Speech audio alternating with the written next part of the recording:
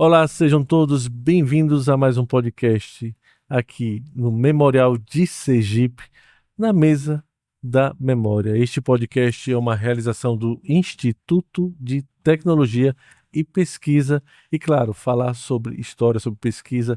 Todos nós nos interessamos, todos nós admiramos e, claro, já está aí o endereço, visita aqui o museu na Orla de Atalaia.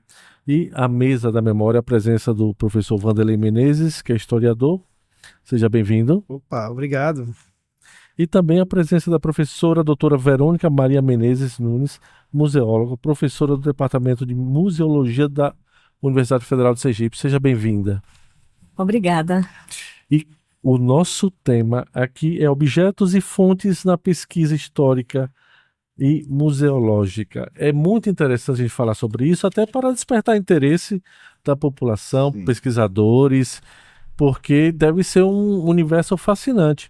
Nós recebemos algumas sugestões de perguntas aqui de toda a equipe do museu. Muito obrigado a Ellen, a diretora Sayonara, que dá toda essa oportunidade para você ter acesso a informações sobre o museu através desse podcast também. Meu nome é Fábio Jacil, que eu estou aqui responsável para poder dirigir essas perguntas que fornecem para a Mesa da Memória. E a primeira pergunta é: o que são fontes para a história? Pronto. Então vamos. E eu puxo. Começa eu puxo. Perfeito, né? Primeiro é uma alegria estar aqui, né? Compartilhando essa Mesa da Memória com a querida professora Verônica, né? Foi minha professora na universidade, é uma querida amiga, uma grande pesquisadora, né? Para mim é uma grande referência no tocante às questões ligadas à pesquisa histórica e também à museologia. Fonte histórica, né? Essa é aí uma pergunta que é essencial para todo aquele que quer ser historiador, quer ser pesquisador, né? Que tem interesse, que gosta dessas áreas, né, da história. Primeiro, né, o historiador ele constrói o conhecimento através de fontes, de documentos, através de uma pesquisa, através da busca daquilo que sobrou e das informações que são necessárias para se reconstruir um passado. O passado ele tem um aspecto muito interessante. Ele já passou. Ele não tem como se viver novamente no passado. Eu sei que quando éramos jovens, né, assistíamos aquele filme De Volta para o Passado, né? Aquilo, gente, é ficção científica, viu? Não adianta, não tem como voltar. É por isso que a gente tem que viver bem o presente, né? Porque o passado a gente só tem como ressignificar, relembrar, só temos como reelaborá-lo, né? Ou pensá-lo de uma outra perspectiva.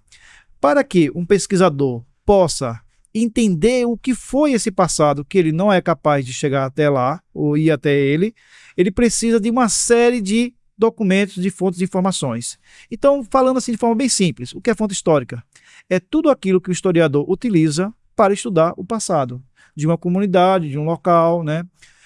Seja essas fontes materiais ou imateriais, simbólicas ou não simbólicas, escritas ou não escritas.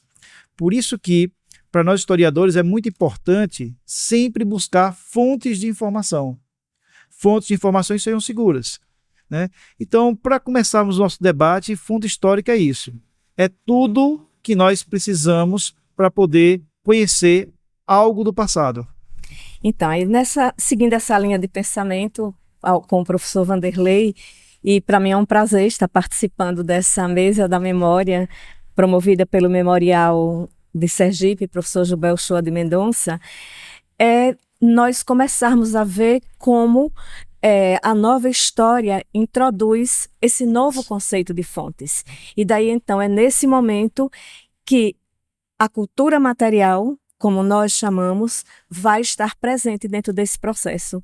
A cultura material vai ser representada pelos objetos. A arqueologia é um pouco responsável pela exteriorização desses objetos a partir das escavações. Entretanto, a museologia resguarda esse material dentro das instituições culturais. Podem ser museus, centros de memórias, memoriais. Para mim, independente do nome, esses objetos ou esses elementos da cultura material vão estar presentes lá. E isso é possível justamente pelo novo conceito de documento que a nova história vai nos trazer. Então, dentro dessa linha, se bem que hoje é muito interessante, Vanderlei, é assim, você vê muita gente achar que trabalhar com fonte ainda é o sentido positivista da história. Quando na realidade a gente sabe que não é. O papel, o documento em si. Papel, documento, nós não estamos dizendo que aquele documento é a verdade. Isso. Nós estamos construindo a partir daquele documento um fato, porque o fato não existe. O fato somos nós, enquanto historiadores, que vamos indagar o documento e então construirmos toda uma produção. A mesma coisa a gente caminha para o lado do objeto, né? Se tem um objeto, nós temos alguns aqui, né? Microfones, livros, telefones, né? São objetos. E você pensar nisso enquanto fonte, então você tem que repensar todos os conceitos que você tem e entender o papel que eles representam para a sociedade, né? Isso é interessante, até porque me vem na mente a responsabilidade do profissional, Isso. justamente para, vamos dizer, corroborar aquela história, Isso. através da pesquisa e tal. E não é apenas a arqueologia, isso aí não. Não. E até interessante esse tocante que vocês encontram um documento, mas até que ponto esse documento é verídico? Isso. Ele não para ali, pronto, achei um documento e não é assim. Não.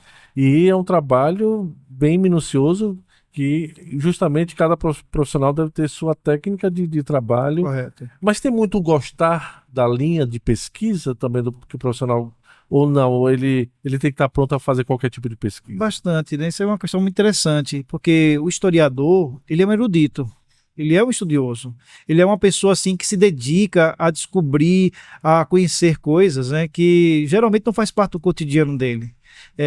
E aqui tem uma questão importante que a professora Verônica trouxe, que é a ideia da noção do documento. Isso aí eu acho que vale a pena, eu acho que ela foi muito feliz quando ela trouxe esse debate aqui.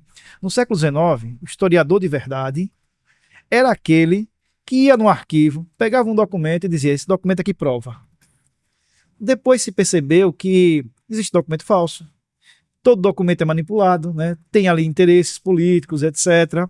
E o bom mesmo é quando você descobre um documento falso. Porque a primeira coisa que você pergunta é, por que falsificaram esse documento? Ou o objetivo, né? Quais eram os interesses por trás disso? O documento falso tem muito mais valor que um documento verídico, entre aspas, nessa perspectiva. Aí, os historiadores, né, e aí tem uma contribuição muito grande dos arqueólogos, dos museólogos, começaram a ver que a história não se dá apenas no papel, que a história se dá na vida, é nas coisas do cotidiano, do ambiente, né?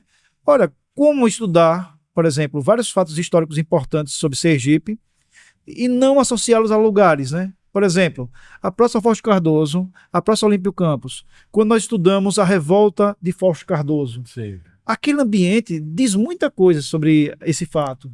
Por mais que já aconteceu há mais de 100 anos se passou, né? Mas naquele lugar é um lugar de memória também. E se diga de passagem, a história de Fausto Cardoso e esse acontecimento que ele foi até assassinado lá, Sim. é muito interessante. É demais. E nem todo mundo sabe a história. Isso. E é fantástica. Como o povo reagiu, né? Quando ele enfrentou, Exato. né? E aí eu acho que vale até um podcast. Eu vou até... Sim. Isso aí é muito Pois é. interessante. Né? E é interessante colocar esse exemplo de uma praça como esse lugar de memória. E assim, aquele monumento a Fausto Cardoso é o primeiro monumento numa praça pública da cidade de Aracaju. Olha, É o primeiro monumento, não é? E o artista, sim, coloca aquele homem com as mãos abertas, não é? Se entregando à sociedade, não é? Colocando suas ideias à disposição. E ali também estão os restos mortais dele, não é? Também eu não sabia Também, disso. isso. Ficam ali. Eu li isso no trabalho da professora Terezinha Oliva, né? Ela é estudiosa de Fausto Cardoso, né?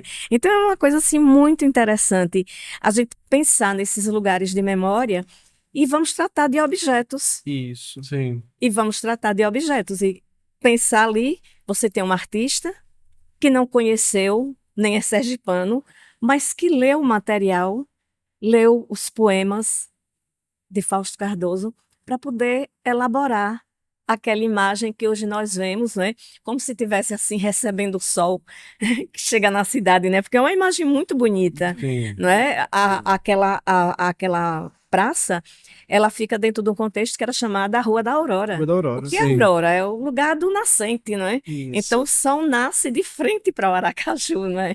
É muito interessante isso. A gente fica pensando, não é nem questão de divagação, mas são reflexões que a gente pode fazer dentro desses espaços, né? E aí na outra praça, no parque, você tem o quê? Olímpio O opositor, que é o Olímpio Campos. tá lá. Então, quer dizer, Nossa, cara, que é interessante. olhando dois tudo. momentos. E nós estamos falando de objetos. Esses Fantástico. objetos agora o quê? Como testemunhos. Do Testemunhos do mesmo passado. jeito que o documento escrito faz esse papel, o objeto também faz. Isso.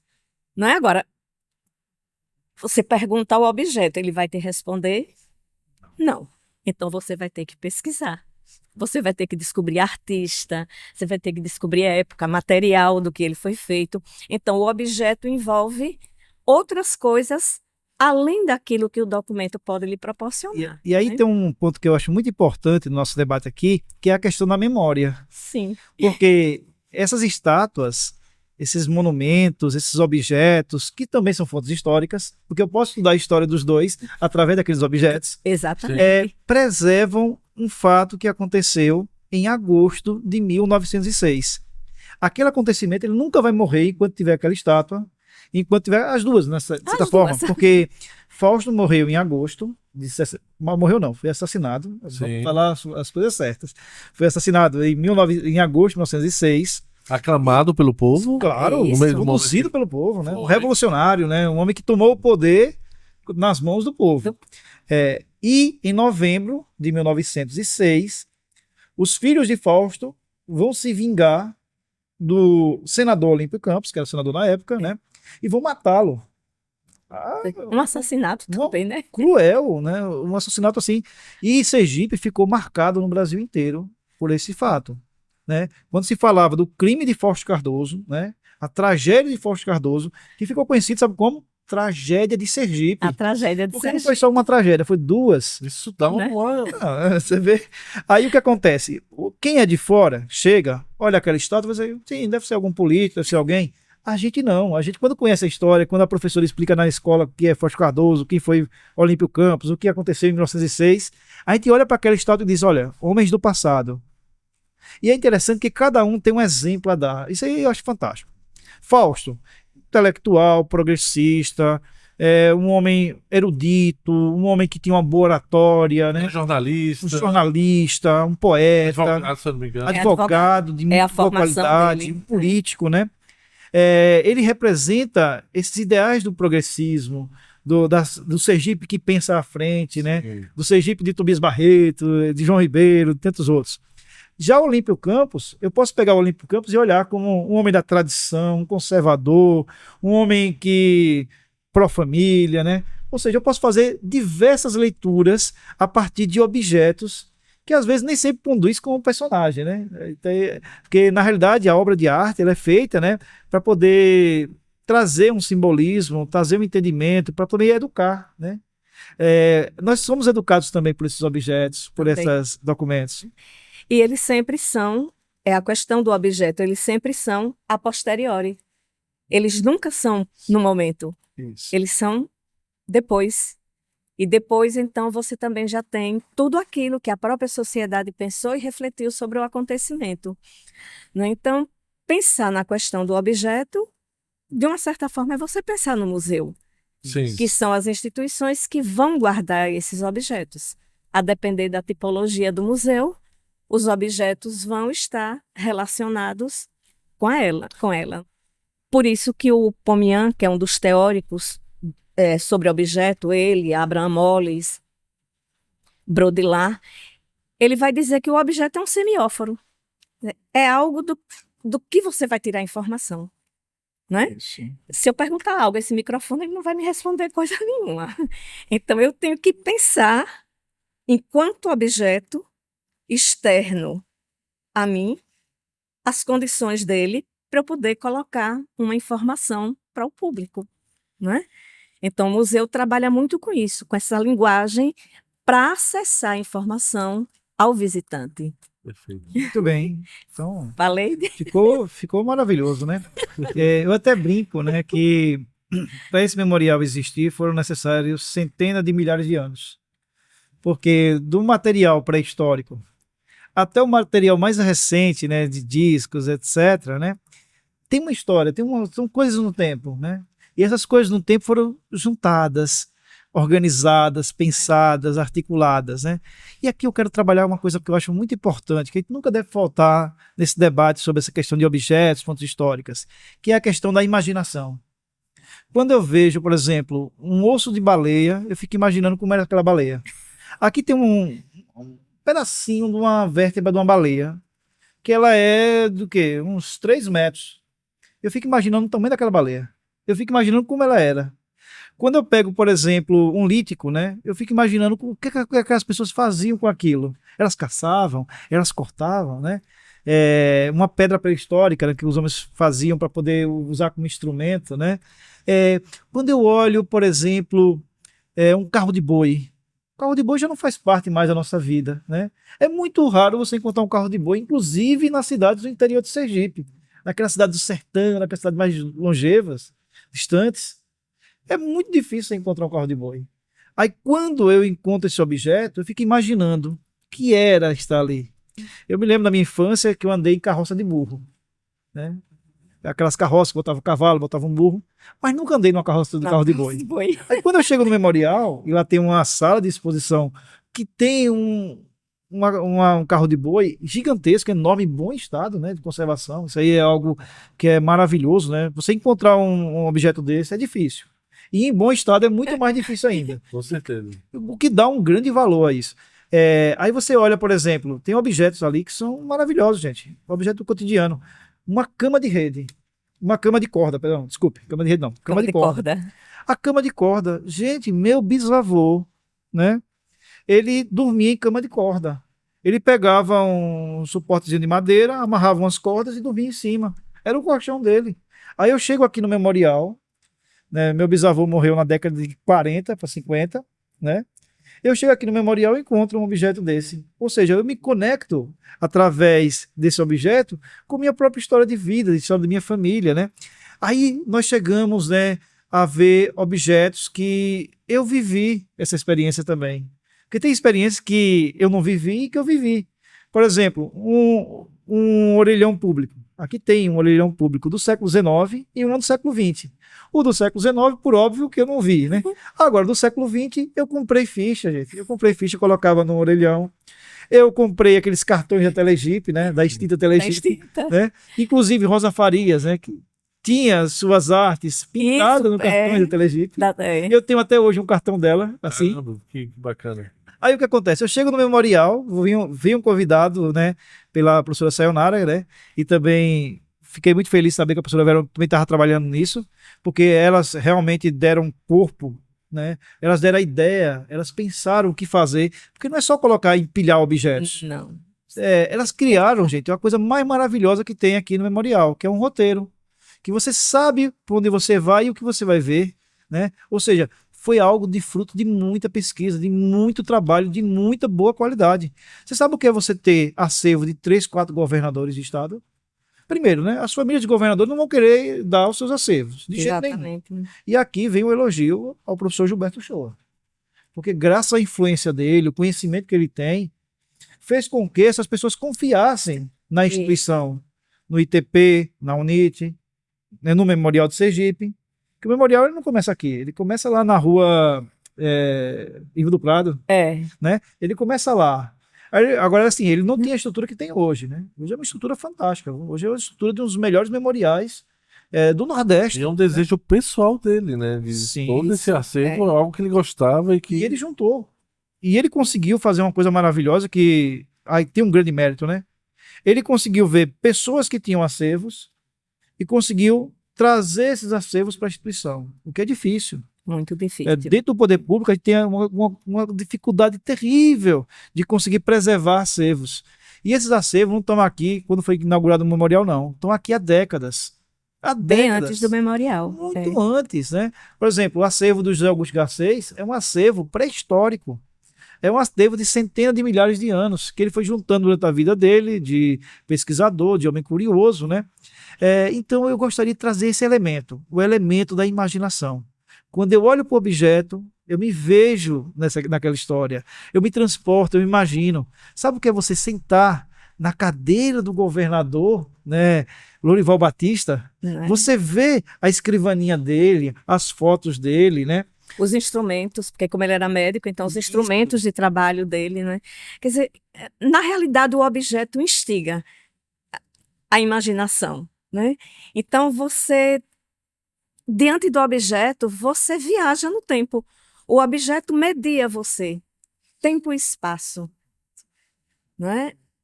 Século XIX, para uma criança hoje, que é o século XIX, né? Ele não faz nem noção do que é uma distância dessa, do que é ter vivido no século XIX. Então, o objeto museológico vai exatamente permitir essa construção, não é? Esse sentido de tempo que é tão difícil da gente entender.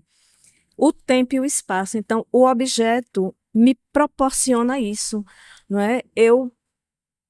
Ele me media, não é? Qualquer museu em que nós visitemos, nós vamos perceber isso, não é? Claro que a gente vai ver objetos que são muito raros, objetos mais simples, como ele fez referência ao carro de boi, a uma cama de cordas. Aí você pode chegar num outro lugar e, tipo, não é? E você encontrar a cama de um rei, é diferente, não é? Mas aí você sabe como é a outra face, o cotidiano das pessoas comuns, vamos pensar assim.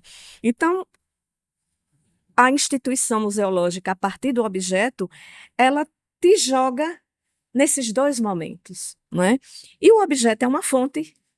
Sim. É uma fonte da cultura material também, não é? Ele não é um documento, ele está além do documento, ele não fala, ele não te diz nada, mas você... E aí é onde começa a gerar a pesquisa museológica. Muitas vezes segue os passos da pesquisa histórica, mas nós temos que estudar o objeto. Então, você normalmente tem que saber quem foi o artista, qual é a técnica, qual é o material, para que função, porque o objeto é feito para desempenhar uma função. Um copo, beber água, beber vinho, qualquer coisa, não é? Mas um copo serve para guardar um líquido. Dentro do museu, você vai ver a diversidade de modelos, não é? Desde um copo de cerâmica até um copo de cristal, seja lá o que for, e vai entender que em cada tempo e em cada espaço você teve condições de obter isso ou de aquilo. Isso. Na realidade, é uma dicotomia que a gente faz, mas eu também penso que a gente não precisa explorar muito essa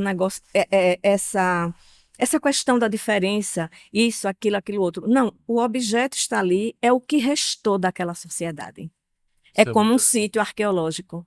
Quando você escava um sítio arqueológico, o que está ali é o que restou. Isso, né? Fantástico. Nós já estamos no final do nosso podcast, mas ainda quero fazer umas duas perguntas. Aproveitar esse momento que eu ainda peço bis, Sanara, bis. Tá vendo? Porque tem muito que a gente conversar e falar. Eu como apresentador, né, eu sou cineasta, eu sou muito curioso, adoro essas questões de pesquisa.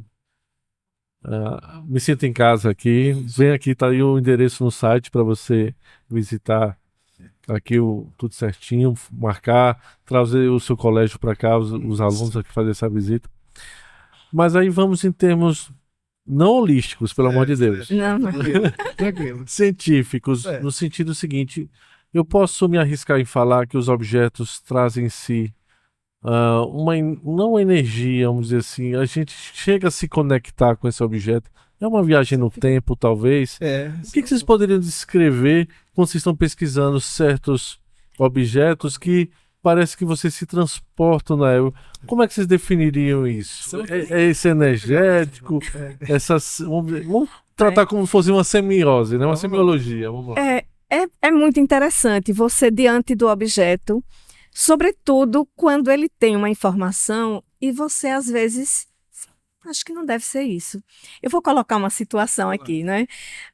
Eu trabalhei no Museu Galdino Bicho do Instituto Histórico e tinha um acervo de um engenheiro, professor universitário, Dr. Fernando Porto. Fernando né? Porto, sim. Dr. Fernando Porto, com o falecimento dele, a biblioteca e outros objetos pessoais foram doados para o Instituto. Lá tem um museu, Galdino Bicho. E daí, umas caixinhas com uns instrumentozinhos metálicos, né? E a gente olhava para lá e olhava para cá, mas o que é isso? O que é isso? Aí virava para um, você já viu isso? Não, não, não. Um belo de um dia, chega uma pessoa na instituição e conversa vai, conversa vem. Eu falei assim, você é engenheiro, né? Aí a pessoa falou, sou, deixa eu te mostrar uma coisa para ver se você me ajuda, porque ainda não consegui descobrir o que é. Aí peguei a caixinha, abri, ele fez, isso é um martelinho de geólogo para gente Martelinho estudar. de geólogo. Martelinho de geólogo. Mas olha aqui, foi uma situação muito interessante. O que somos nós diante do objeto, não é? Então a gente pensando que era uma outra coisa, Isso. podia, sabe? E na realidade era um objeto, um artefato de uso profissional.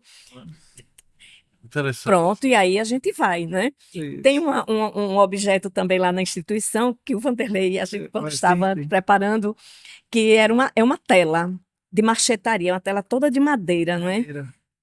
Um retrato de madeira. Um retrato todo feito em madeira. Interessante. É. Raro. E a pessoa assina e embaixo bota Bela de Menezes. Vira onde tem material para descobrir quem é Bela de Menezes, Meu Deus. chega para lá e vira e volta, mas o objeto está ali, numa atração belíssima, o cabelozinho feito a Que lagarçone. história é essa? Meu Deus do céu, quem é Bela de Menezes? Quem é Bela? Vira e vai. Aí aqui, a gente tem trabalhado muito junto Isso. ultimamente, assim, um tira a dúvida do outro. Ele chega no museu, aí eu mostro o objeto a ele e digo, e aí eu não sei quem é Bela. Ele vai embora, daqui a dias depois ele volta. Verônica, trouxe para você que eu abro uma pasta cheio de objetos sobre a pessoa. Caramba. E o Bela, eu entendi, era a homenagem do artista a ela. O nome dela é Maria Menezes, a primeira Miss Sergipe. Década de 20. Viu? Da década de 20. 26, parece, Quer 27. dizer, o objeto me dava uma informação e ele vem e me completa com todo Que era exatamente a Isso. pessoa. a E ela pessoa. ficou em sétimo no concurso Miss Brasil, que era um concurso para o Miss Mundo. Na década de 20. Década Na de década 20. de 20. E ela ficou em 7 de 23. Né? Eram 23 estados. Você acabou se envolvendo assim. Sim. Você. Aí você diz, "Mas não é possível. Então, quer dizer, uma obra de arte que estava ali, que já chama a atenção pela técnica, Sim, sim. marchetaria. Né? Você encontrar um retrato Isso aí é todo raríssimo. feito em madeira. Realmente. Uma coisa muito rara, e esse objeto pertence ao Museu do Instituto Histórico. Então, são as minhas experiências diante disso. Você viaja no objeto. Verônica, eu vou contar aqui uma história bem engraçada com o memorial, certo? Aí cheguei no memorial, estavam se organizando, ainda estava lá na UNIT, né? Sim. Na UNIT daqui É da Farolândia. da Farolândia. Aí lá vem Sayonara, uma pedra na mão, aí eu sempre, peraí, Sayonara, o que é isso aí? Ela tava com uma pedra e a pedra tava riscada com um número assim. Isso aí, você vai botar isso no museu? É? Claro. Sabe o que é essa pedra aqui? Aí, não. E conta essa história dessa pedra. Aí ela começou a contar a história da pedra. Gente, essa pedra tá aqui no memorial. O memorial tem mais de 1000 objetos. Né? Tem mais de 1000 objetos esse memorial. Com Provavelmente. certeza, não precisa nem contar, né? Só de prato de Rosa Faria deve ter mais de 100, 200, né? Então tem mais de 1000, com certeza, não tem erro. Ela me contou que aquela pedra pertenceu ao governador Lorival Batista. Lorival Batista nasceu na cidade de Entre Rios, na Bahia, em 1912. E muito jovem, ele foi estudar na faculdade de medicina, né? Lá na Bahia, e ele conheceu o Augusto Franco, né? Eram amigos, etc. Aí o que acontece? Já começou a ficar interessante. Augusto Franco mandou ele vir, vai para Sergipe, rapaz. Sergipe é o lugar das oportunidades. Lá tem Laranjeiras, que é uma cidade bacana, que recebe bem médico, e tem São Cristóvão. Aí tem uma fábrica lá em São Cristóvão e ele vem para São Cristóvão. Quando ele chega em São Cristóvão, ele recebe uma pedrada. Uma pedrada, pouf, na costela dele. Aí ele pega aquela pedra e guarda aquela pedra para virar um amuleto da sorte, né? Aí ele até anotou a data. Da Lá, pedrada. data 1900, dia, eu não me lembro a data certa, o mês, o dia e o mês eu não me lembro, mas o ano eu me lembro, 1943. Aí ele guardou aquela pedra e disse assim, essa vai ser meu amuleto da sorte. O que é que acontece? Ele se candidata a prefeito da cidade, ganha. Ele se candidata a deputado estadual, ganha. A deputado federal, ganha. E em 1967, ele é nomeado governador de Sergipe, e um dos maiores governadores desse estado já viu. Viu? Inclusive tem um livro que a professora Verônica escreve com Sayonara sobre ele, sobre o João Batista. Aí depois ele se candidata a senador. E é engraçado que, segundo Sayonara, ele sempre levava essa pedra com ele. No dia da posse no Senado, ele levou essa pedra no bolso, né? E essa pedra virou o quê? Um amuleto simbólico, né? Aí, para mim, uma pedra é uma pedra. Tem tanta Mas pedra essa pedra não, essa pedra é diferente. pedra é muito especial. Mas A pedra é um objeto natural, um objeto da natureza. Mas, de repente, foi atirada contra ele. E ele guardou e transformou aquilo num amuleto de sorte.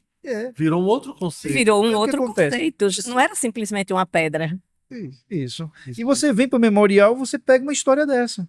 E é um objeto único. É um objeto que a família geralmente não dá. Um memorial, né? Um museu, né?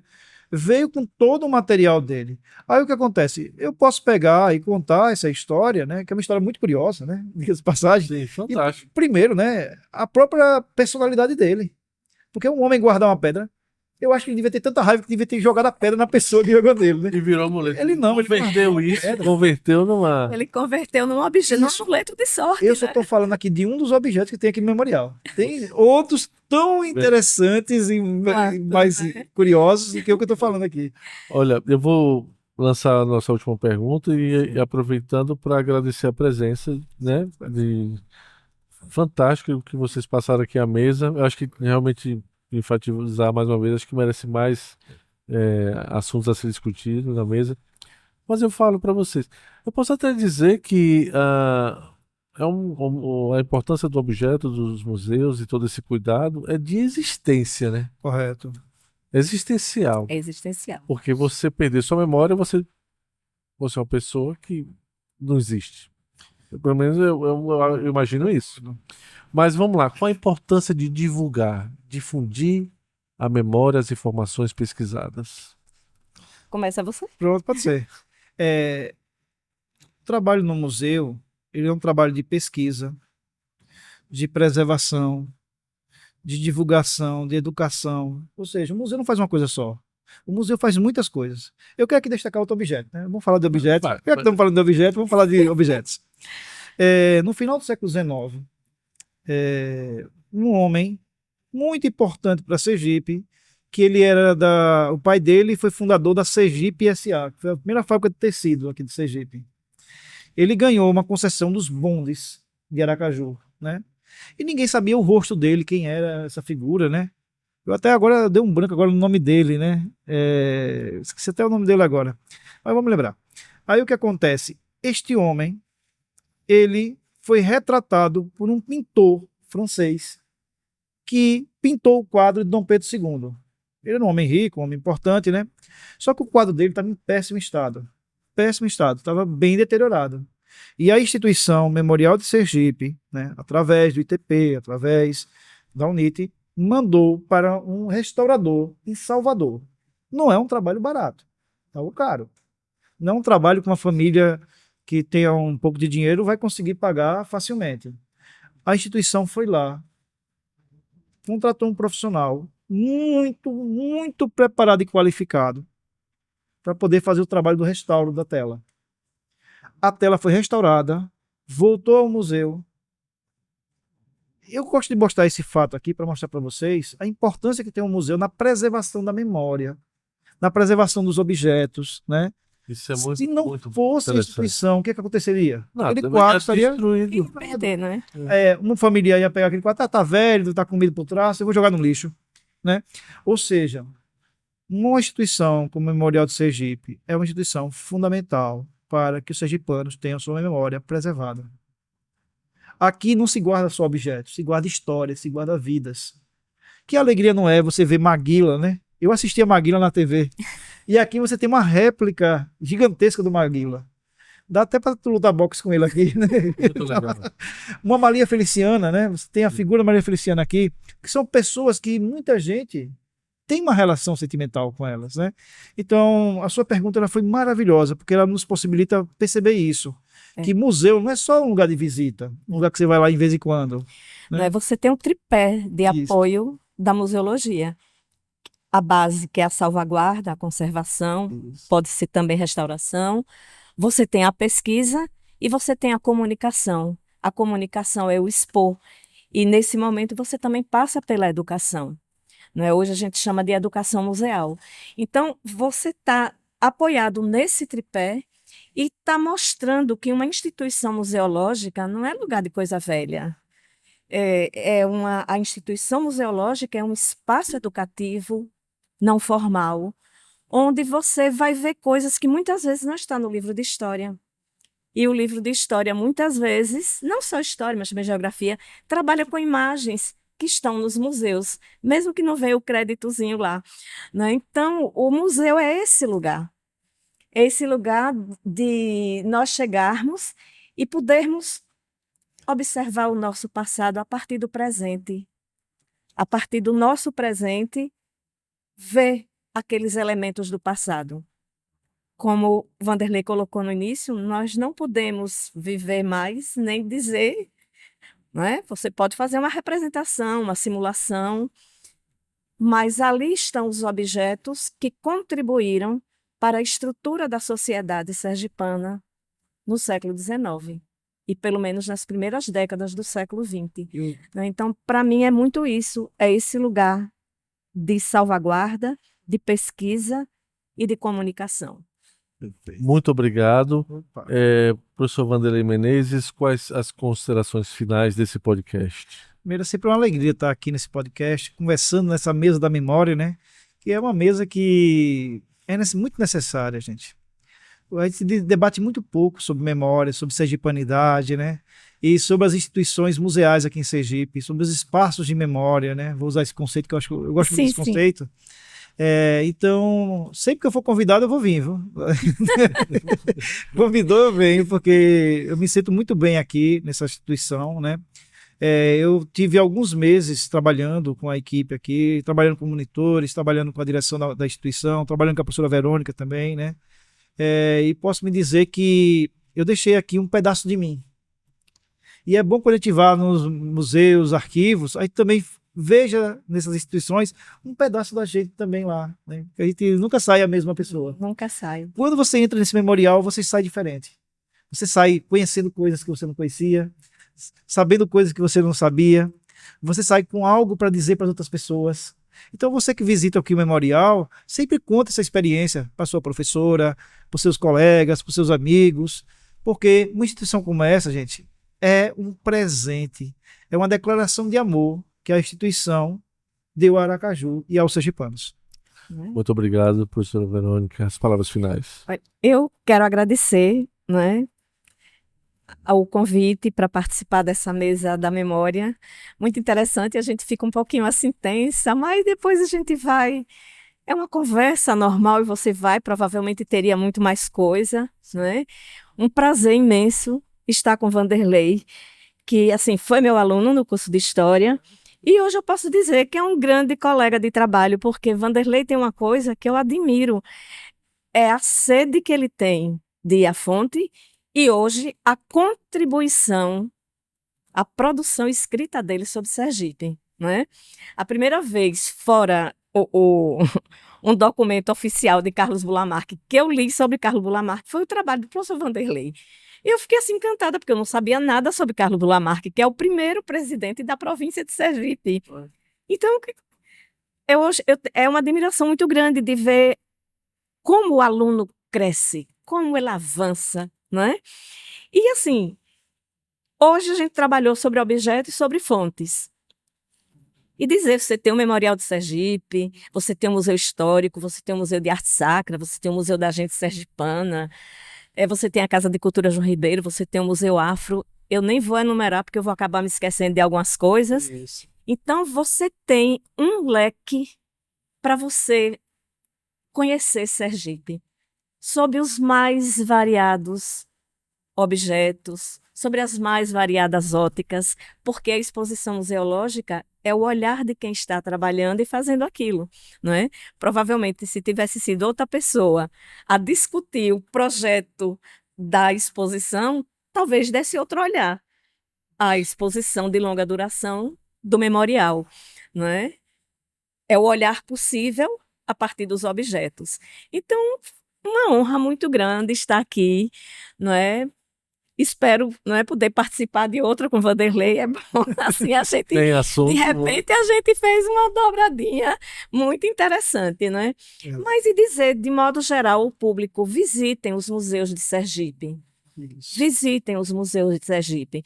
E nesse período que nós estamos, existe uma programação nacional chamada Primavera dos Museus. Boa. Esse ano, não é, trabalha com temas de acessibilidade.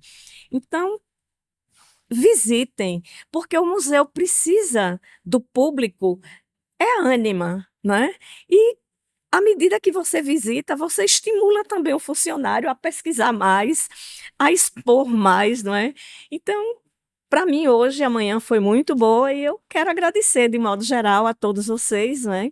Que fazem a Universidade Tiradentes, o ITP, e a equipe desse memorial, né? Que sempre me recebe com muito carinho e atenção. E dizer que foi muito bom estar aqui com vocês dois. Muito obrigado, muito obrigado. Grato pela presença, agradecimento em nome do ITP, do Instituto de Tecnologia e Pesquisa, que é o realizador desse podcast. E agradecer a todos.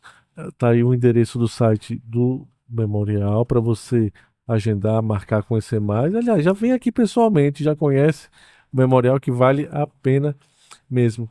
E o que eu posso dizer nesse final é: proponha o seu futuro, projete o seu futuro, vivendo, presenciando o presente, mas se conectando ao passado. É muito importante você também, em termos de existência, conhecer o seu passado e principalmente uma cultura linda que é a cultura sergipana, que está muito presente aqui no museu. Muito obrigado e até o próximo podcast. Até mais.